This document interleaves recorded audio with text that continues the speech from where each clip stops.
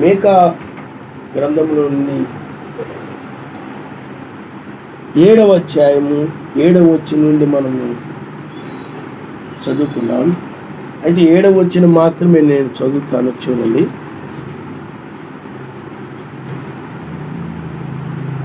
ఈ యొక్క ఉదయవేళ మనము నేర్చుకునే వర్తమానం వధువు కలిగి ఉన్న రక్షణ వ్యవస్థ. వధువు కలిగి ఉన్న రక్షణ వ్యవస్థ అను వర్తమానం మనము నేర్చుకోబోతున్నాం. మీకా గ్రంథము 7వ అధ్యాయము 7వ వచనము. అయినను యావే కొరకు నేను ఎదురు చూచెదను, రక్షణకర్తయగు నా సర్వశక్తిమంతుని కొరకు నేను కనిపెట్టుకొని ఇందును. నా సర్వశక్తిమంతుడు నా ప్రార్థన ఆలకించును. చూడండి, యావే కొరకు నేను ఎదురు చూచెదను, రక్షణకర్తయగు నా సర్వశక్తిమంతుని కొరకు కనిపెట్టుకొని ఇందును. నా సర్వశక్తిమంతుడు నా ప్రార్థన ఆలకించును. పిల్లారా, మనం గత బుధవారము దేవోత్సాహము కలిగి ఉండడం అనే వర్తమానం మనము నేర్చుకున్నాం. అందుట్లో ఇజ్రాయేలు యొక్క మొన్న జరిగినటువంటి ఆ యొక్క పాలస్తీనా వాళ్ళు ఇజ్రాయెల్ మీద దాడి చేయడము, అక్కడ ఐరన్ డోమ్ వాళ్ళని ఏ విధంగా రక్షించిందో మనం నేర్చుకున్నాం. ఈ యొక్క ఉదయవేళ మనము దానిని పోలికగా తీసుకుని ఈ వర్తమానం మనము నేర్చుకోబోతున్నాం. పిల్లారా, ఇజ్రాయేలు యొక్క రక్షణ వ్యవస్థ, ఒక సైన్యము కానీ వాళ్ళు కలిగి ఉన్నటువంటి ఆ టెక్నాలజీ కానీ ఇవన్నీ చూసినప్పుడు ప్రపంచము ఆశ్చర్యపడిపోయిందన్నమాట.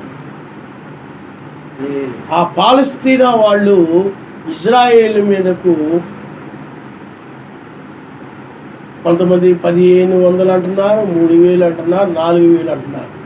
కానీ 8000 అయినప్పటికీ ర్యాకెట్స్ని ఇజ్రాయెల్ దేశం మీదకి వదిలినప్పుడు ఇజ్రాయెల్ టెక్నాలజీ ద్వారా నిర్మించుకుని తయారు చేసుకున్నటువంటి ఆ ఐరన్ డోము ఆ యొక్క ర్యాకెట్స్ని గాలిలోనే, ఆ యొక్క క్షిపణులు ఆ గాలిలోనే ఆ ర్యాకెట్స్ని పేల్చివేశాయి. ఆ క్షిపణులు ఎలాంటివనంటే, లేకపోతే ఐరన్ డోమ్ ఎలాంటిదనంటే, పూర్వకాలంలో మనం చూస్తుంటాం యుద్ధాలు, పాత సినిమాల్లో కూడా ఉంటాయి. ఆ యుద్ధాలు జరిగినప్పుడు వాళ్ళొక బాణము వీళ్ళొక బాణం ఇలాగ వేసేవారు. ఆ బాణము అలాగా, ఆ 2 బాణాలు అలాగా చివరికి ఏదో ఒకటి పడిపోవడం జరుగుతుంది. ఒకటి అంటే ఒక బాణం వెళ్ళి ఇంకో బాణాన్ని ఏం చేస్తే చెప్పండి, పేల్చివేయడం జరుగుతుంది. అలాగే ఈ యొక్క క్షిపణులు కూడా ఆ యొక్క శత్రు దేశాల వాళ్ళు వేసినటువంటి ఆ ర్యాకెట్స్ని ఈ యొక్క ఐరన్ డోము ఏం చేస్తారంటే, ఆ ర్యాకెట్స్ ఇటువైపు వెళ్తున్నా కానీ ఇవి కూడా అటువైపు వెళ్ళి వాటిని ఛేదించేస్తారన్నమాట, పేల్చివేస్తారు. ఇప్పుడు ఆకాశంలో ఒక పక్షి ఉందనుకోండి, పెద్ద పక్షి, చిన్న పక్షి ఉందనుకోండి, ఆ పెద్ద పక్షి ఎటు వెళ్తున్నా కానీ చిన్న పక్షి ఎటు వెళ్తున్నా కానీ పెద్ద పక్షి కూడా అటువైపే దాన్ని ఫాలో అయ్యి దాన్ని పట్టేసుకుంటుంది అన్నమాట.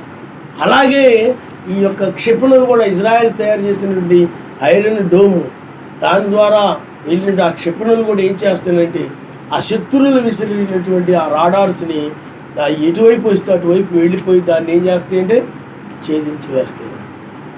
ఆ విధంగా ఇజ్రాయేలీలు తమ ప్రాణాలని వాళ్ళు కాపాడుకున్నారు ఆ రక్షణ వ్యవస్థ ద్వారా. బహు తక్కువ నష్టమే జరిగింది వాళ్ళకి, ఇజ్రాయేలీకి. ఆ రక్షణ వ్యవస్థ అంటే శత్రువు వేసినటువంటి యొక్క ర్యాకెట్స్ని అవి వచ్చే విషయాన్ని ముందుగానే ఇజ్రాయెల్ యొక్క టెక్నాలజీ ముందుగానే పసిగట్టి అవి భూమి మీద పడకముందే, ఇజ్రాయెల్ దేశంలో పడకముందే ఇది ముందుగానే అక్కడ నుండి ర్యాకెట్ వస్తుంది, శత్రు దగ్గర నుండి ర్యాకెట్ వస్తూ ఉంది అని ముందుగానే పసిగట్టి ఈ యొక్క క్షిపణి వెళ్ళిపోయి భూమి మీద పడకుండా అది ఆ ర్యాకెట్స్ని ఆకాశంలోనే లేకపోతే గాలిలోనే ధ్వంసం చేస్తాను. అది ఎలాగా ఇంకా చిన్న చిన్న ముక్కలైపోయి భూమి మీద పడినా కానీ ఏ ప్రమాదం లేదు. అవి ఇంకా ఎలాగంటే జనం ఎక్కువగా ఉన్న ప్రాంతాల్లో పడుతున్నప్పుడు మాత్రమే ఆ క్షిపణులు ఆ ర్యాకెట్స్ని గాలిలోనే పీల్చేస్తాయి.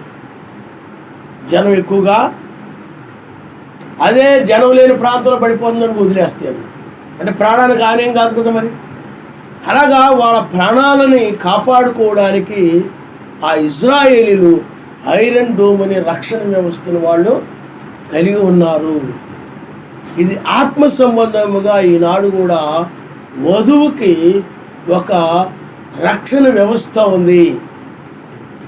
ఆ రక్షణ వ్యవస్థ ఎవరో కాదు కానీ ఆయనే, ఆయన నామరిస్తారు. హల్లెలూయా, హల్లెలూయా. ఆయనే రక్షణ వ్యవస్థ. పరిశుద్ధాత్మే మనకు రక్షణ. ఆయనే మన రక్షణ వ్యవస్థ. వాళ్ళకి ఐరన్ డోమ్ అయితే ఇది పరిశుద్ధాత్మ డోమ్. అర్థమైందా? పరిశుద్ధాత్మ ఇది ఆత్మ సంబంధంగా, అది శరీర సంబంధంగా ప్రాణాలని కాపాడుకోవడానికి. ఇది ఆత్మ సంబంధముగా మనము ఆ యొక్క నరకంలోకి వెళ్ళిపోకుండా రక్షించబడడం కోసం అన్నమాట. అంటే ఉగ్రత నుండి రక్షించబడడం కోసం, నరకంలోనికి వెళ్లకుండా రక్షణ పొందడం కోసము ఈ యొక్క ఆత్మ సంబంధమైన ఐరన్ డోమ్, అంటే ఆత్మ సంబంధమైన డోమ్, ఐరన్ డోమ్ కూడా ఆత్మ సంబంధమైనటువంటి. ఇంకా ఎందుకంటే ఈ రక్షణ ఎలాంటిదంటే ఈ ప్రకృతి సంబంధమైన వాటితో కంటే కూడా గొప్పదన్నమాట ఈ రక్షణ వ్యవస్థ. అయితే ఆ రక్షణని మన పితరులు కూడా కలిగి ఉన్నారు. మన పితరులు ఆ రక్షణని కలిగి ఉన్నారు. వాళ్ళు ప్రార్థించినప్పుడు, మొరపెట్టినప్పుడు ఆ యొక్క రక్షణ కర్త వాళ్ళని రక్షించినట్లు బైబిల్లో ఆధారాలు ఉన్నాయి. అయితే ఇక్కడ మనము ఏలియా ఉన్నాడు. ఏలియా ఒక రక్షణ వ్యవస్థను కలిగి ఉన్నాడు. అతను ఆనాడు యెజబెలు ఒక శత్రువు. ఆనాడు ఆ ర్యాకెట్స్ ఏమిటి అంటే ఆమె యొక్క బోధలే, ఆమె యొక్క సిద్ధాంతాలే, ఆమె యొక్క మాటలే ఆ ర్యాకెట్స్ అన్నమాట. ఆమె యొక్క దుర్బోధలు, కల్పితమైన బోధలు, విగ్రహారాధన, బయలు ఆరాధన, ఆ బోధలు, ఇవన్నీ కూడా అవి ర్యాకెట్స్. చూడండి, 3 నిమిషాలకు ఒక ర్యాకెట్ని విడిచిపెట్టారంట ఈ యొక్క ఉగ్రవాదులు, పాలస్తీనాలో ఉన్నటువంటి వాళ్ళు ఇజ్రాయెల్ దేశం మీదకి. అలాగే యెజబెలు కూడా ఆనాడు ఈ యొక్క ఆత్మ సంబంధమైనటువంటి విధంగా మనం చూస్తే ఆమె దుర్బోధనలు వదిలిపెట్టింది. ఆ రోజుల్లో ఆమె శత్రువు. కానీ ఏలియా వధువు సాదృశ్యంగా ఉన్నాడు. ఏలియా రక్షణ వ్యవస్థ కలిగి ఉన్నాడు. అతడు ఒక ఆత్మ సంబంధమైన డోమును కలిగి ఉన్నాడు.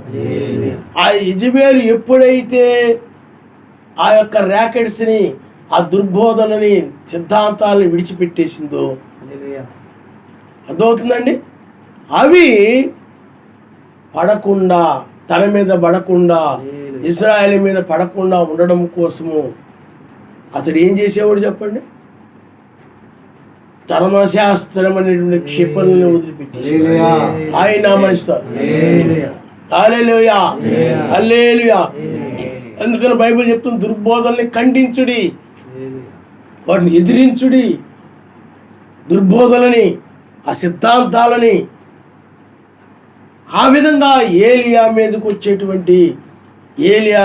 వచ్చేటువంటి ఆ యొక్క ర్యాకెట్స్ అన్నింటినీ కూడా ఆ యొక్క ఏలియా కలిగి ఉన్నటువంటి ఆ రక్షణ వ్యవస్థ, ఆ ధర్మశాస్త్రము, ఆ పరిశుద్ధాత్మే ఆ రక్షణ వ్యవస్థ, ఆనాడు ఆ పరిశుద్ధాత్మ ధర్మశాస్త్రం అనే క్షిపణిని అనగా వాక్యం అనే క్షిపణిని తీసుకొని వెళ్ళి యెజబెలు యొక్క ర్యాకెట్స్ని పేల్చివేస్తూ ఉండేది.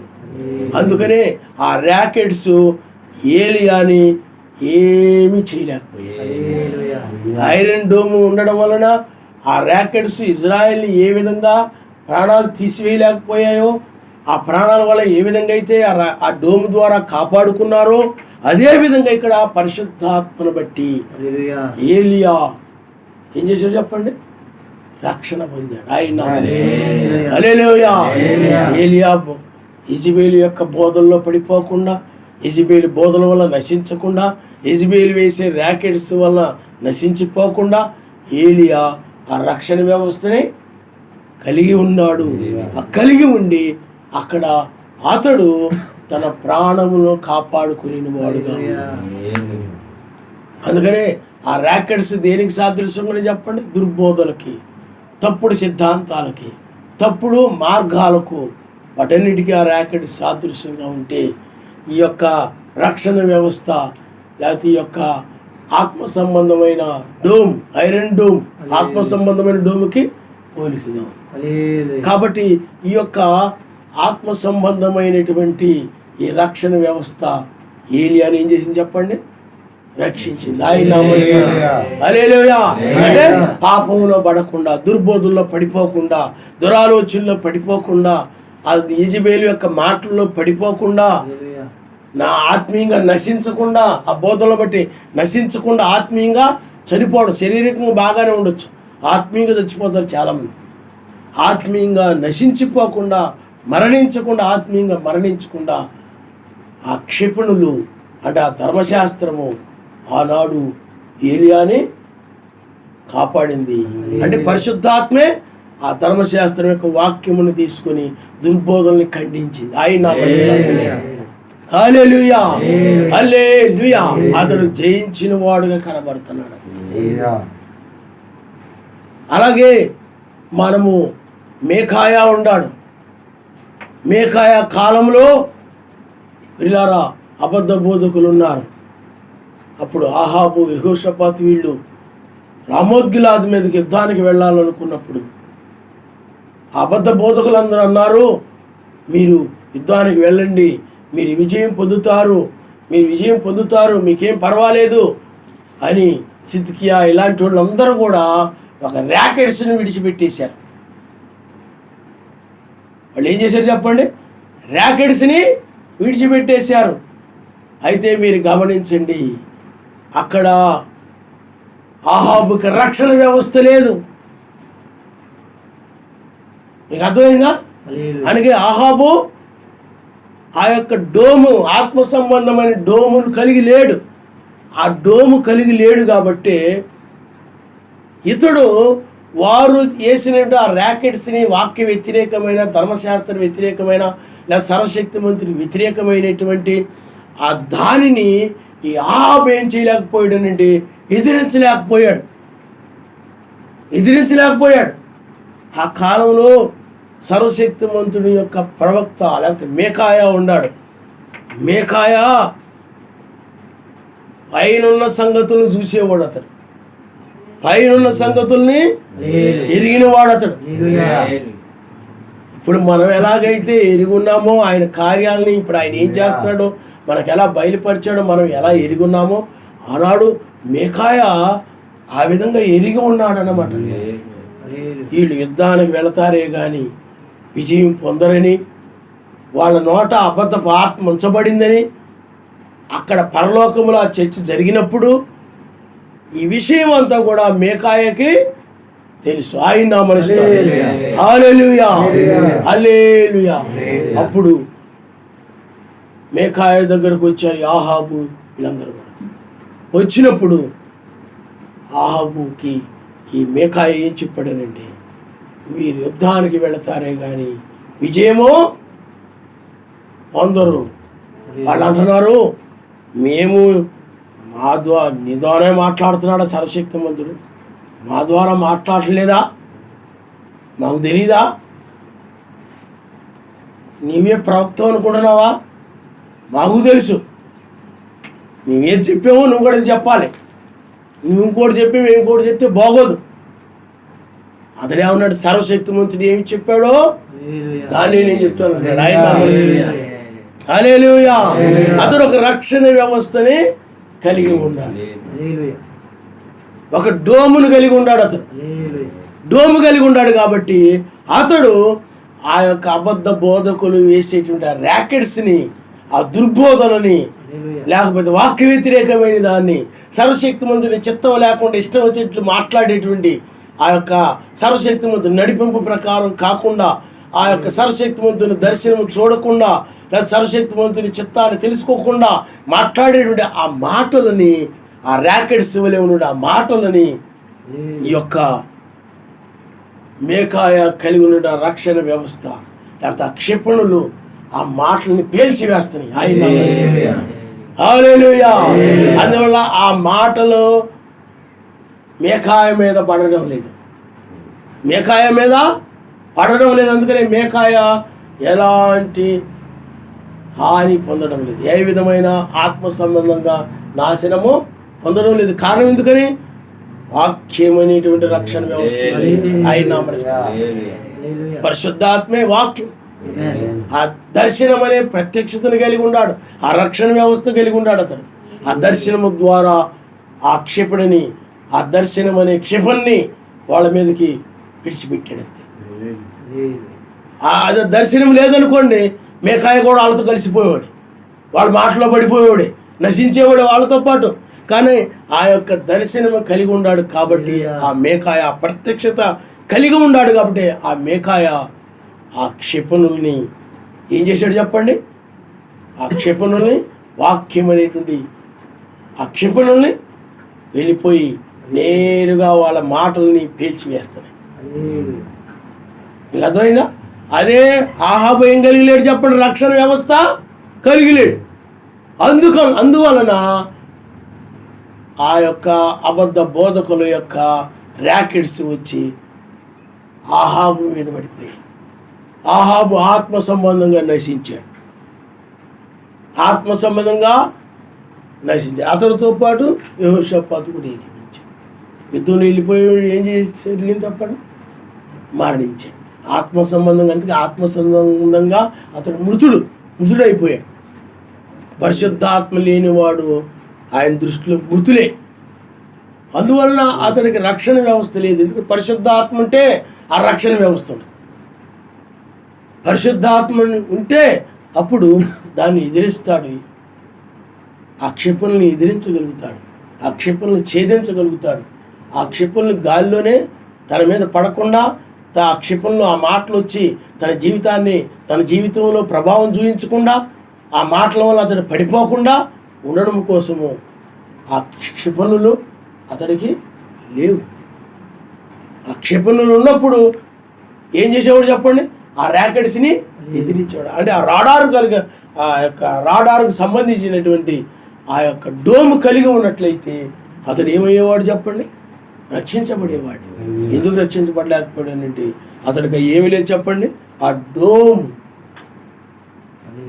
ఆత్మ సంబంధమైన డోము, ఆ రక్షణ వ్యవస్థ అతడికి లేదు. అందువలనే అతడు ఆత్మ సంబంధంగా ఏమైపోయాడు చెప్పండి?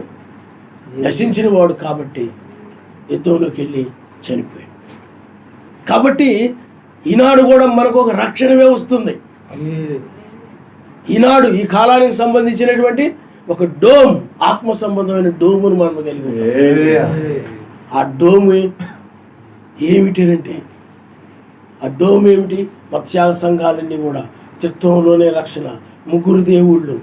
ఎవరైనా మనతో మాట్లాడినప్పుడు, అలాంటి ర్యాకెట్స్ మన మీదకి విసిరినప్పుడు, నీ బంధువుల ద్వారా కానీ ఎవరి ద్వారా అయినా కానీ ఆ ర్యాకెట్స్ నీ మీదకి వచ్చినప్పుడు నువ్వేం చేస్తావు చెప్పండి? పరిశుద్ధాత్మ కలిగిన నీవు వాక్యమనే క్షిపణిని తీసుకుంటావు. వాక్యమనే క్షిపణి ఏం చేస్తా చెప్పండి? పరిశుద్ధాత్మ నామములోని రక్షణ. ఇదిగో అపోస్తుల కార్యము 2:38 చూడు అని ఆ క్షిపణిని వదులుతావు అనమాట. ఆ లేఖనం ఏం చేస్తానంటే ఆ లేఖనాధారము లేనటువంటి ఆ యొక్క ర్యాకెట్స్ని పేల్చివేస్తాను. అందుకే వాక్యమే మనకు రక్షణ వ్యవస్థ, వాక్యమే క్షిపణి, వాక్యమే డోమ్.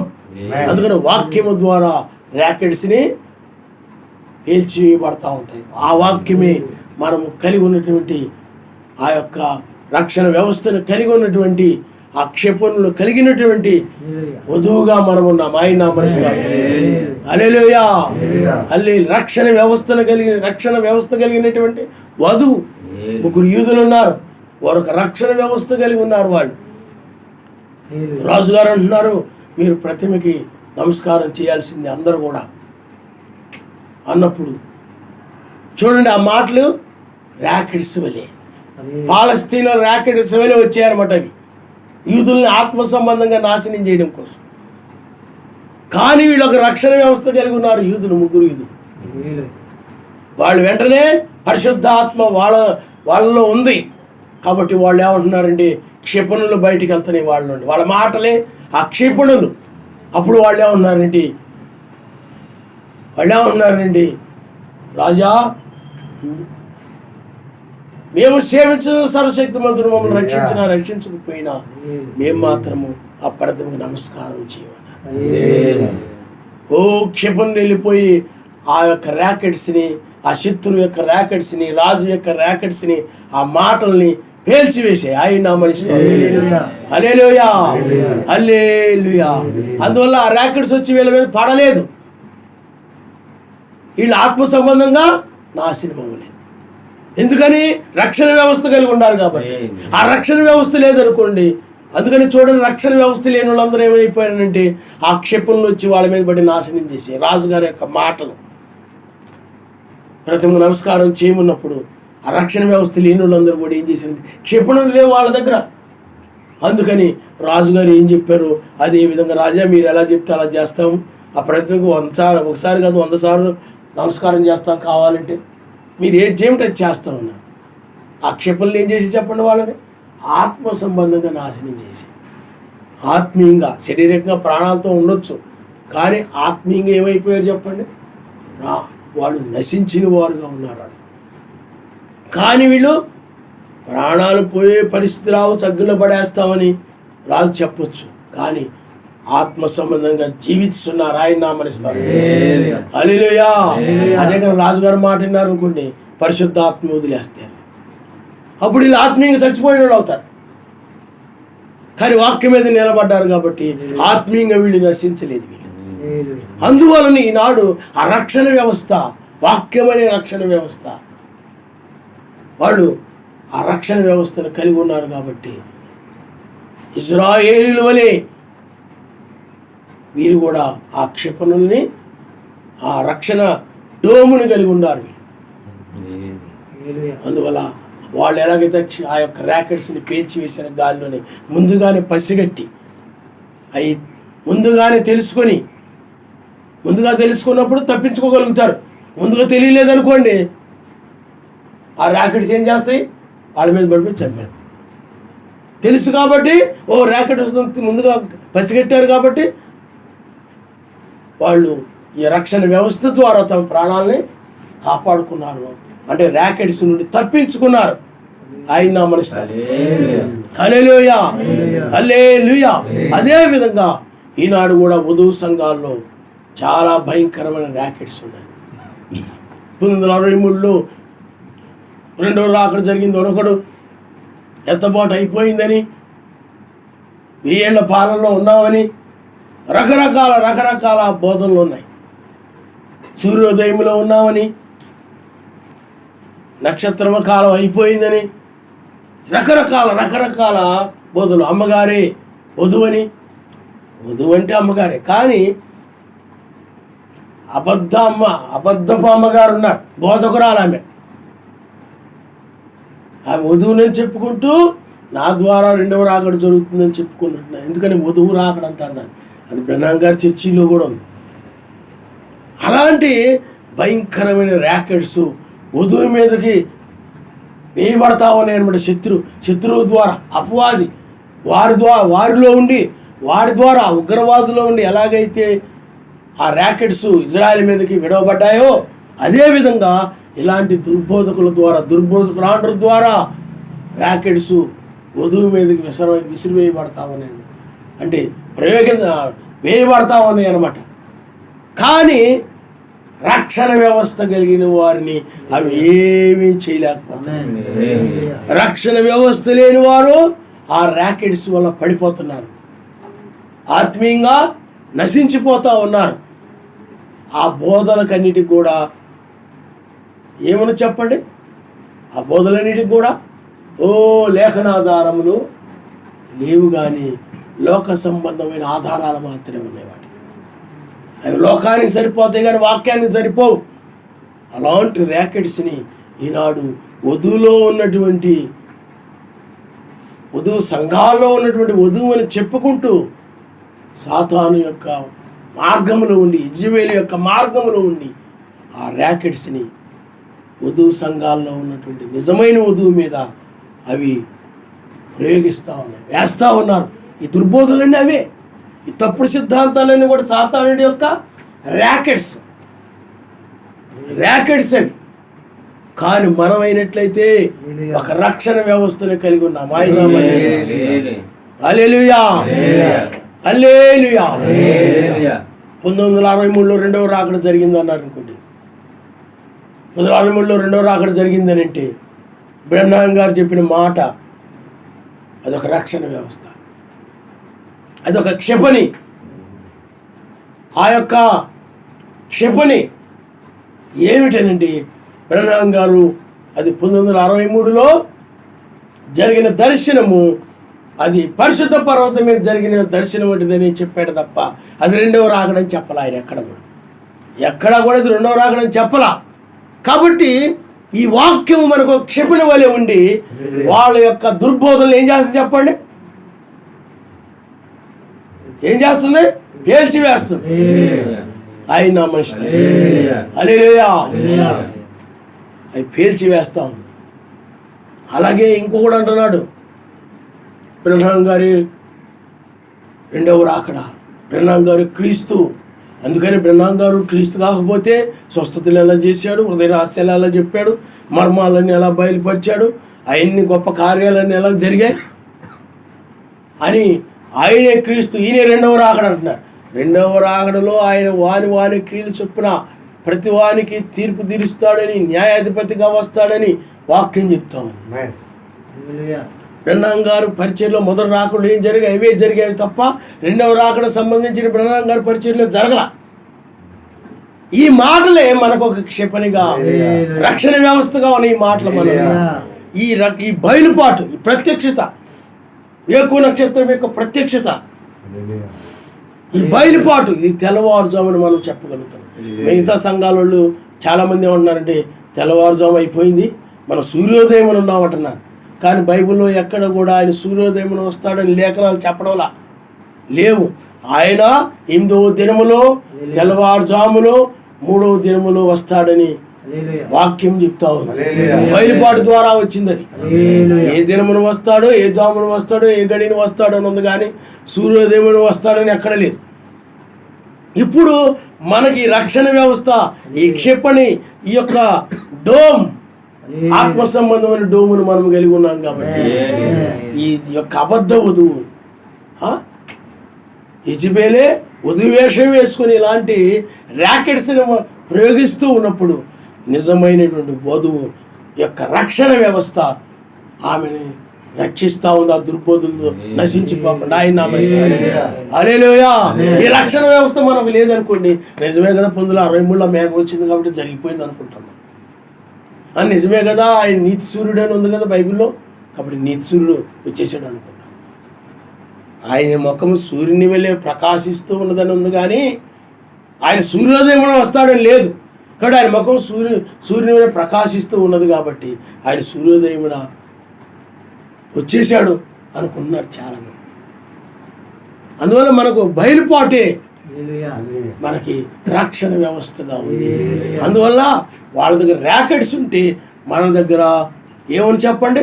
ఆత్మ సంబంధమైన డోమ్ ఉంది, మనకు వ్యవస్థ ఉంది ఆత్మ సంబంధం.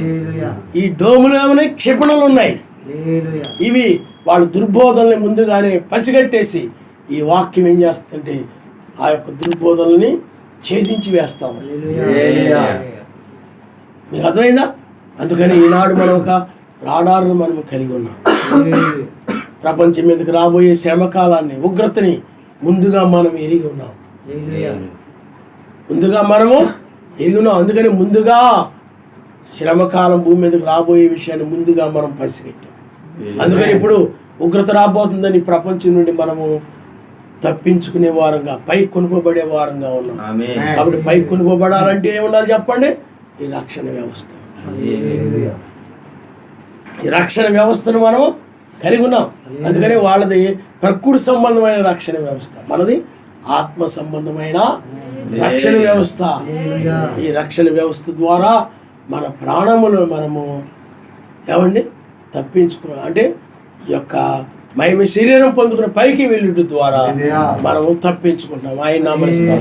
ఎందుకంటే సాతానుడు లోకములో ఉండి, నీ బంధువుల ద్వారా ఉండి, అమ్మా ఇప్పుడేం అంతమవ్వదమ్మా, ఆయన అలాగే చెప్తుంటాడు, ఆ తెల్లవారుజామని చెప్తున్నాడా, ఎత్తబడ్డే టైం ఇదే అంటున్నాడా, అయితే ఇంకా టైం ఉందిలేమ్మా, బోల్డ్ ఉంది అని సాతానుడు నీలో ఆ ర్యాకెట్స్ని ప్రయోగిస్తూ ఉంటాడు అలాంటి మాటల ద్వారా. అమ్మ లోకంలో వాళ్ళు చూడు, వీళ్ళు చూడు ఎలా సంపాదించుకున్నారు, అలా చూడు, ఇలా చూడు అని అలాంటి మాటలన్నిటి కూడా లోకంలో నేను లాగడానికి, లోకంలో నేను తీసుకుని వెళ్ళిపోవడానికి, లేక నిన్ను లోకం వైపు తిప్పడానికి, లోతు బారిని తిప్పినట్టు లోకములో వాటిని ప్రేమించినట్లు లాగడానికి, ఆ విధంగా నిన్ను నాశనం చేయడానికి, లోకంలో వాటిని ప్రేమిస్తే నువ్వు ఆత్మీయంగా చచ్చిపోయినట్టే. ఆ విధంగా ఆత్మీయంగా నిన్ను నాశనం చేయడం కోసము అలాంటి ర్యాకెట్స్ని నీ బంధువుల ద్వారా, నీ మిత్రుల ద్వారా, నీ ఇంట్లో ఉన్నటువంటి వారి ద్వారా నీ మీదకి సాతానుడు ప్రయోగిస్తూ ఉంటాడు. కానీ ఈ యొక్క ఆత్మ సంబంధమైన రక్షణ వ్యవస్థ, ఈ క్షిపణులు, ఈ వాక్యము ఏం చేస్తుంటుందంటే, లేదు ఈ లోకమును ప్రేమించే సమయం ఇది కాదు, లోకములో ఉన్న వాటిని ప్రేమించే సమయం ఇది కాదు, ఇవన్నీ కూడా నాశనం కాబోతున్నాయి, ఇది తప్పించుకునే సమయం అని ఈ క్షిపణి వెళ్ళి ఆ యొక్క దుష్టుని యొక్క ర్యాకెట్స్ మాటలని పేల్చి వేస్తాడు. ఆయన హల్లెలూయా. ఈ రక్షణ వ్యవస్థ నీకు లేదనుకోండి, ఆహా బోలి నువ్వు కూడా ఏమైపోతావు చెప్పండి? అవి ఎదిరించలేక వాళ్ళ మాటల్లో పడిపోయి నశించేస్తావు. అర్థమైందా? ఆ రోజుల్లో కూడా యూదుల కాలంలో కూడా చాలామంది ఉన్నారు జనులు, వాళ్ళకి రక్షణ వ్యవస్థ లేదు. అందుకనే వాళ్ళు మేము ఆ ప్రతిమ నమస్కారం చేయమని చెప్పలేదు. వారు చెప్పకుండా రాజుకు విధేయులైపోయారు. ఆ యొక్క ర్యాకెట్స్కి లోబడిపోయి, ఆ మాటలు లోబడిపోయి, ఆ మాటల ద్వారా నాశనం అయిపోయారు వాళ్ళందరూ విగ్రహారాధన చేసి. అలాగే నీకు ఆ రక్షణ వ్యవస్థ లేని వాళ్ళు ఏమైపోతారు చెప్పండి? నశిస్తారు. ప్రత్యక్షతలో ఏమైపోతారు చెప్పండి? ఎవరు ఏది చెప్తే దాన్ని నమ్మేసి ఆ మాటలో పడి నశించిపోతూ ఉంటారు. ఏ బోధన పడితే ఆ బోధన నమ్మి నశించేస్తుంటారు. ఎవరి మాట పడితే, ఎవరి సిద్ధాంతాలు పడితే ఆ సిద్ధాంతాలు నమ్మి పడిపోతూ ఉంటారు అన్నమాట. వాళ్ళకి ఏమీ లేదు, రక్షణ వ్యవస్థ లేదు. ఆనాడు ఏలియా దినాల్లో కూడా అంతే, ఏలియా రక్షణ వ్యవస్థ కలిగి ఉన్నాడు. కానీ ఇజ్రాయెల్ గారి రక్షణ వ్యవస్థ లేదు. అందుకనే యెజెబెలు యొక్క బోధన వాళ్ళు ఆ ధర్మశాస్త్రము ద్వారా ఎదిరించలేకపోయారు, ఖండించలేకపోయారు. అందుకని యెజెబెలు యొక్క బోధనలో పడి ఆత్మీయంగా వీళ్ళు కూడా ఏమైపోయారంటే యెజెబెలు యొక్క మార్గంలో నడుస్తూ ఆ ధర్మశాస్త్రాన్ని రెండు కూడా త్రోసేసి ఆత్మ సంబంధంగా సర్వశక్తిమంతులకు దూరం అయిపోయారు వాళ్ళు. రక్షణ వ్యవస్థ లేని వాళ్ళే. అందుకని వధువు యొక్క రక్షణ వ్యవస్థ ఏమిటనంటే ఒక బయలుపాటి, ప్రత్యక్షతే. ఇది ఆత్మ సంబంధమైన రక్షణ, వాక్యం అనే రక్షణ. ఇప్పుడు మనం అట్టి రక్షణ మనము కలిగి ఉన్నాము కనుక మనము కూడా క్షిపణులు కలిగి ఉన్నాము. కాబట్టి ఆ యొక్క వధువు సంఘాల్లో వారు ఏమైనా ర్యాకెట్స్ ప్రయోగించినప్పుడు వాక్యమనే క్షిపణి పరిశుద్ధ ఆత్మ మనలో ఉండి పైకి వదిలినప్పుడు వాళ్ళ మాటలు ఏమైపోతాయని చెప్పండి? నిలబడడం లేదు, అవి పేలిపోతున్నాయి. అవి వాక్యం ఎదుట ఏది కూడా నిలబడా నేరదు. మనకు ఒక రక్షణ డోమ్ ఉంది. ఇది పరలోక సంబంధమైన రక్షణ. ప్రకృతి సంబంధమైన డోమ్ కాదు, పరలోక సంబంధమైన డోమ్. అందుకని బయలుపాటు రక్షణలో మనం జీవిస్తున్నాం, ఈ రక్షణ వ్యవస్థలో మనము ఉన్నాం. అందువల్ల రక్షణ వ్యవస్థని వధువు కలిగి ఉంది, రక్షణ కలిగి ఉంది వధువు. దానియేలు వలె, దానియేలు చూడండి, అతడు ఒక రక్షణ వ్యవస్థ కలిగి, ఒక డోమ్ కలిగి ఉంటాడు. అతడికి ఒక క్షిపణులు ఉన్నాయి, ధర్మశాస్త్రం యొక్క క్షిపణులు ఉన్నాయి. ఆ రోజుల శత్రువులు, ఆ కొండిగాండ్రు, ఆ దుష్టులు కొన్ని ర్యాకెట్స్ని ప్రయోగించారు. ఆ ర్యాకెట్స్ని ప్రయోగించినప్పుడు పిల్లారా గమనించండి, ఈ యొక్క దానియేలు ఆ యొక్క డోమ్ కలిగి ఉన్నాడు కాబట్టి ఆ క్షిపణుల్ని విడిచిపెట్టాడు. ఏమిటి చెప్పండి? ఆయనకు తప్ప మరి ఎవరికి నేను వాళ్ళ ర్యాకెట్ ఏమిటి చెప్పండి? రాజుగారిని తప్ప మరి ఎవరికి ప్రార్థన చేయదు, ఎవరిని అడగకూడదు రాజుగారిని. కానీ ఈయన వాక్యం అనే క్షిపణి పట్టుకున్నాడు, వదిలాడు వాక్యం అనే క్షిపణి. ఆయనకి వెళ్ళి మొక్కుతున్నాడు, ప్రార్థిస్తున్నాడు. ఏమైపోయి చెప్పండి? వాళ్ళ యొక్క ర్యాకెట్స్ పేలిపోయాయి. ఆయన నామనిస్తాడు. హల్లెలూయా. యూదులు ఎలాగైతే, ముగ్గురు యూదులు ఎలాగైతే అగ్ని నుండి రక్షించబడి జయము పొందారు, దానియేలు కూడా ఆ యొక్క సింహాల గుహలో నుండి తప్పించుకొని బయటకు వచ్చి, అప్పుడు ఎవరు ఓడిపోయారు? ఆ కుండిగాండ్రి. ఇతడు జయించాడు. ఆయన నామనిస్తాడు. ఆనాడు దానియేలుకి ఏమని చెప్పండి? రక్షణ వ్యవస్థ. ఆ రక్షణ వ్యవస్థ లేదనుకోండి, ఆహాబు లాగానే అవును రాజా, అలాగే రాజా, అలాగే రాజా అని సర్వశక్తిమంతుని ప్రార్థన చేయకుండా ఆ రాజుగారు చెప్పినట్టు నడిచారు. చాలామంది అలాగే నడిచారు. వాళ్ళు ఎందుకు నడిచారు? వాళ్ళకి క్షిపణులు లేవు, రక్షణ వ్యవస్థ లేదు. ఈనాడు వధువు అయినటువంటి మా వధువు ఒక రక్షణ వ్యవస్థను కలిగి ఉంది. దానిలో ఒక రక్షణ వ్యవస్థ కలిగి ఉన్నాడు కాబట్టే వారి యొక్క ర్యాకెట్స్ లాంటి మాటలన్నింటినీ కూడా పేల్చివేశాడు. ముందుగానే ఎరిగే ఉన్నాడు వాళ్ళు ఏం మాట్లాడతారో ఏమిటో. ఎందుకంటే వాళ్ళు తప్పుడు మార్గంలో ఉన్నారు కాబట్టి దానిని బట్టి ముందుగానే పసిగట్టాడు. నువ్వు కూడా ఈనాడు మత్స్య సంఘాలు ఉండాలనుకోండి, వాళ్ళు ఏం మాట్లాడతారో నీకు ముందుగానే తెలుసు. త్రిత్వాల గురించి వాళ్ళు మాట్లాడతారు, నీకు తెలీదా? అన్యులు ఉన్నారు, నీకు ముందుగానే తెలుసు వాళ్ళు ఏ విధమైన మాటలు మాట్లాడతారు, ఏ విధమైన ర్యాకెట్స్ వదులుతారు. అలాగే నీ బంధువులు ఉన్నారు, వాళ్ళు శరీరానుసారులు అనుకోండి, శరీర సంబంధ విషయాలు మాట్లాడతారు, నీకు ముందుగానే తెలుసు.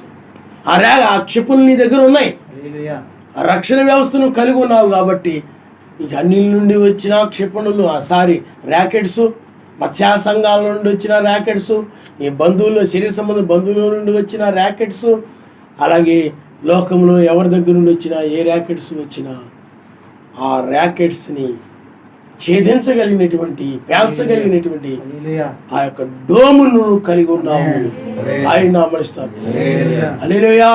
నీకు ముందుగానే తెలుసు కాబట్టి పిల్లారా, ముందుగానే ఉగ్రత రాబోతుందని లోకుల మీదకి, వాళ్ళందరి మీదకి, ఎలాంటి బోధకుల మీదకి, ఇలా వాక్య వ్యతిరేకంగా మాట్లాడే వీళ్ళందరి మీద కూడా ఉగ్రత రాబోతుందని నువ్వు ముందుగా ఎరిగి ఒక ప్రత్యక్షత ద్వారా ఆ క్షిపణుల నుండి తప్పించుకొని ఇప్పుడు నీవు ఈ లోకాన్ని విడిచిపెట్టి వెళ్ళిపోతున్నావు. ఆయన హల్లెలూయా, హల్లెలూయా. లోతు కూడా సొదొమ నుండి వెళ్ళిపోతున్నప్పుడు లోకంలో అని ఉండొచ్చు, లోతు ఎక్కడికి వెళుతున్నావు అనేటి, సొదొమ గొమొర్రా పట్టణాలు నాశనం కాబోదు. ఆ ఒట్టిదే ఊరుకో లోతు అలాగే చెప్తుంటారు, ఇప్పుడు నుండి చెప్తున్నారు. ఏం అవదలే అలాంటి మాటలని, లోకంలో లాగే మాటలని, ఆత్మీయంగా నాశనం చేసే మాటలని ఆ రక్షణ వ్యవస్థ కలిగి ఉన్నాడు కాబట్టి లోతు ఏం చేశాడు చెప్పండి? ఎదిరించాడు, పేల్చివేశాడు. అలాగే లోకరీతిగా వస్తాయి అనేక రకాలుగా నీకు ఆ ర్యాకెట్స్ ద్వారా నిన్ను నాశనం చేయాలని ఎప్పుడు కూడా శత్రువు పొంచి ఉంటాడు. నీకు అర్థమైందా? అందువల్ల ఈ చివరి కాలంలో నీవు ఆ రక్షణ వ్యవస్థను కలిగి ఉన్నావు గనుక, ఆ క్షిపణులను కలిగి ఉన్నావు గనుక ఎన్ని ర్యాకెట్స్ అపవాది వేసినప్పటికీ కూడా నిన్ను నాశనం చేయలేడు. కానీ నీకు ఆ రక్షణ వ్యవస్థ కనుక లేకపోతే మాత్రము ఆ శత్రువు వేసిన క్షిపణులు నీ మీద పడిపోయి ఆహాబు మీద పడిపోయి ఆహాబుని ఎలా నాశనం చేసాయో ఏమండి, అదేవిధంగా నిన్ను కూడా నాశనం చేసేస్తాడు. మొదటి రాకడంలో మెస్సయ్య ఉన్నాడు. ఆయన వర్తమానమే ఆ యొక్క శిష్యులకి రక్షణ వ్యవస్థ అయింది.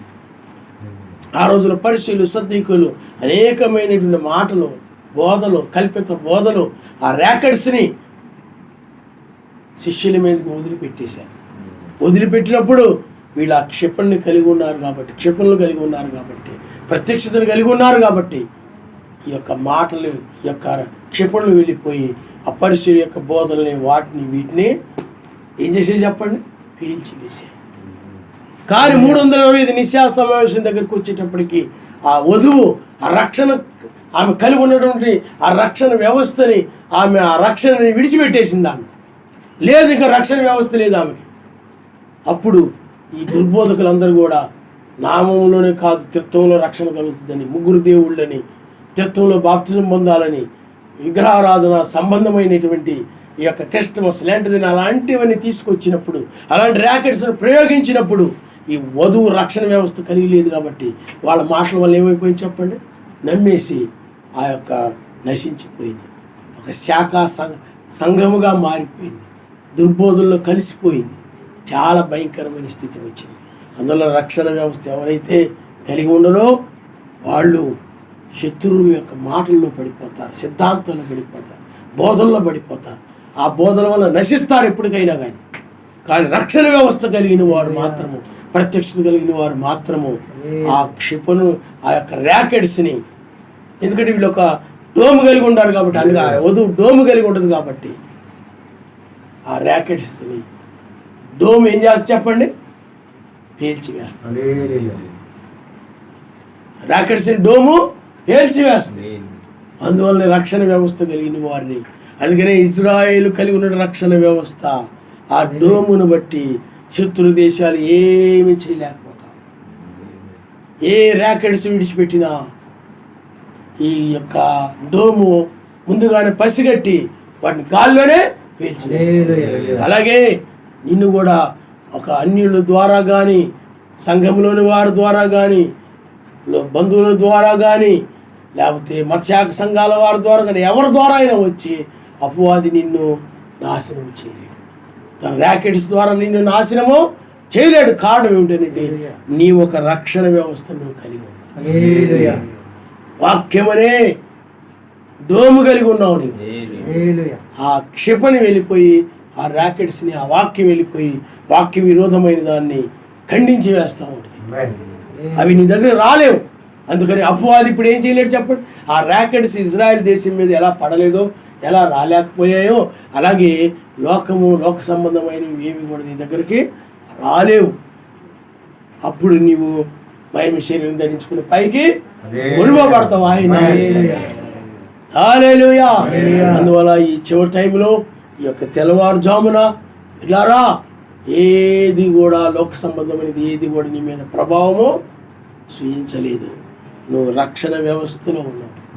ఒక రక్షణ వ్యవస్థను నీవు కలిగి ఉన్నావు కనుక ఏది కూడా నిన్ను సమీపించలేదు. ఇజ్రాయెల్ దేశంని ఎలాగైతే ఆ ర్యాకెట్ సమీపించలేకపోయాయి, అవి నాశనం చేయలేకపోయాయి.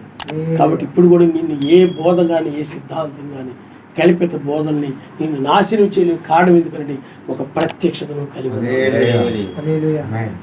ఈ తెల్లవారుజామున ప్రత్యక్ష ద్వారా, అందుకని ఈ ప్రత్యక్ష ద్వారానే నువ్వు రక్షించబడతావు. ఆ క్షిపణి నుండి, రాబోయే ఉగ్రత నుండి, ఈ దుర్బోధల నుండి, ఆ శ్రమకాలం నుండి, అన్నిటి నుండి కూడా తప్పించేది ఏమిటి చెప్పండి, ప్రత్యక్షత. ఓ గొప్ప డోమును మనం కలిగి ఉన్నాం. ఆయన తల ఉంచుకోండి, మనం ప్రార్థన చేసుకుంటాం. హల్లెలూయా, హల్లెలూయా, హల్లెలూయా, హల్లెలూయా. ఓ స్తోత్రములు నాయనా, స్తోత్రములు నాయనా, స్తోత్రములు నాయనా, స్తోత్రములు. హల్లెలూయా, హల్లెలూయా, హల్లెలూయా, హల్లెలూయా, హల్లెలూయా. మాకు ఇచ్చినటువంటి ఆయన గొప్ప రక్షణ వ్యవస్థను బట్టి నీకు స్తోత్రములు నాయనా. ఈనాడు మేము ఆ దుర్బోధనలో ఉన్నటువంటి వధువు సంఘాల్లో దుర్బోధనలు కలిగి ఉన్నాయన్నిటి కూడా మేము పసిగట్టగలుగుతూ ఉన్నాము నాయన. ఆ శత్రువు యొక్క ప్రతి ర్యాకెట్ని మేము పసిగట్టగలుగుతున్నాము నాయన. వధు సంఘాల్లో ఉన్న ఆ ర్యాకెట్స్ యొక్క అవి సాతానువని శత్రువని మేము పసిగట్టి వాటిని మేము క్షిపణి ద్వారా పరిశుద్ధాత్మ ద్వారా నీ వాక్యము ద్వారా ఛేదించగలుగుతూ ఉన్నాము నాయన. హల్లెలూయా. శత్రువు యొక్క ర్యాకెట్ ఏమిటో, అది ఏ దేశానికి సంబంధించిన ర్యాకెట్టో, ఎటువైపు వస్తుందో, ఏ విధంగా వస్తుందో అవన్నీ కూడా మేము పసిగట్టగలుగుతున్నామయ్యా. వధువు సంఘాలలో దుర్బోధ సంబంధం, మత్స్యాకు సంబంధమైన నాయనా అవి ఏ విధంగా యెజబెలు ఆత్మ ఏమిటో నాయనా, ఆ యొక్క ఆత్మ ఈనాడు వధువు సంఘాలు ఎలా పనిచేస్తుందో, అమ్మగారు అనే బోధ ద్వారా ఏ విధంగా అనేక మందిని నాశనం చేస్తుందో అవన్నీ కూడా మేము పసిగట్టగలిగి వాటన్నిటిని కూడా మేము ఎదిరించగలుగుతూ ఉన్నాము నాయన. ఆనాడు దానియేలు పసిగట్టగలిగాడు మా తండ్రి. వాడు మాట్లాడే మాటలు అవి వాక్య వ్యతిరేకమైనవని ముగ్గురు యూదులు వాళ్ళు మాట్లాడే మాటలు అవి శత్రువు మాటలని, సాతాను మాటలని, ఆ రాజు మాట్లాడే మాటలు అవి శత్రువు మాటలని ముగ్గురు యూదులు పసిగట్టగలిగారు నాయన. మేము కూడా ముందుగానే మాకు తెలుసు నాయన, శత్రువు యొక్క ప్రతి తంత్రము మాకు తెలుసు, వాడు వేసే ప్రతి బాణము మాకు తెలుసు.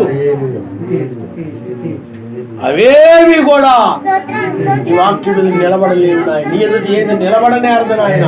నీవే మా రక్షణ వ్యవస్థ. స్తోత్రములు స్తోత్రములు స్తోత్రములు స్తోత్రములు స్తోత్రములు. హల్లెలూయా హల్లెలూయా హల్లెలూయా హల్లెలూయా హల్లెలూయా.